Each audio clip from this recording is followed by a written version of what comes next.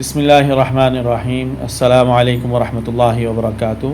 شفا دینے والا جو ہے وہ اللہ تعالیٰ ہے۔ اس پر بہت سے 99% مریض جو ہے وہ اعتماد نہیں رکھتے، ٹھیک ہے۔ ان کے ذہن میں یہ ہوتا ہے کہ ہم یہ دوائی کھا لیں گے یا اس کے پاس چلے جائیں گے، اس سے ہمیں آرام ملے گا، اور یہ انتہائی غلط بات ہے۔ اللہ پہ یقین پختہ ہونا چاہیے، اور یہ صرف منہ سے نہیں ہونا، ہم اسے مانتے ہیں، ٹھیک ہے، لیکن پہچانتے نہیں ہیں، اور توکل کی انتہائی شدید کمی ہے جو ہے نا۔ تو یہ تو اسباب پہ ہم اختیار کرتے ہیں، شفا دینے والا جو ہے وہ اصل اللہ تعالیٰ جو ہے۔ اس چیز کا بہت خیال رکھنے کی ضرورت ہے، خاص کر ان مریضوں کو جو روحانی مریض ہیں۔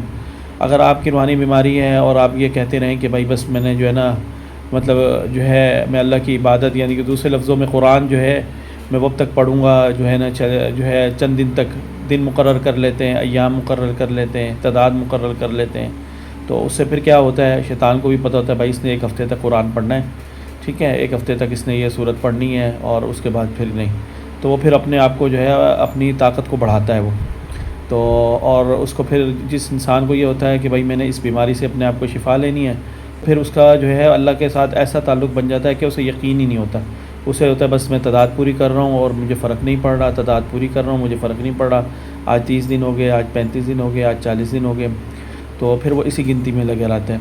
تو اس کی نقصان یہ ہوتا ہے کہ فائدہ کوئی نہیں ہوتا، تو اس لیے اللہ کے ساتھ یقین سے پڑھیں اور اپنا علاج اس نیت سے کریں۔ قرآن دیکھیں، اللہ نے کہا ہے شفا ہے، اور یہ اللہ کے یعنی مبارک منہ سے نکلا ہوا کلام ہے، اس کی پاور دنیا کی ساری چیزوں سے زیادہ ہے، تو اس لیے اللہ پہ یقین رکھتے ہوئے جو ہے اللہ سے مانگے، اللہ تعالیٰ نے شفا دینی ہے جو ہے نا۔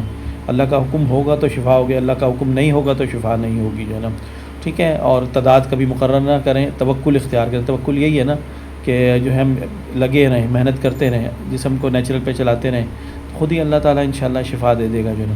اور روحانی مریض اگر یہ نہیں کرتے تو پھر ایسے ہی ہوتا ہے، 2 دن تک قرآن پڑھتے ہیں، پھر کہتے ہیں چلو بھائی ہم نے یہ قرآن پڑھا ہے، اب ہم جو ہے تھک گئے، اب ہم سے نہیں پڑھا جا رہا جو ہے نا۔ حافظ قرآنوں کا یہ حال ہے، جو حافظ قرآن ہے ان سے نہیں پڑھا جا رہا، یہ ان کی صورتحال ہے جو ہے نا۔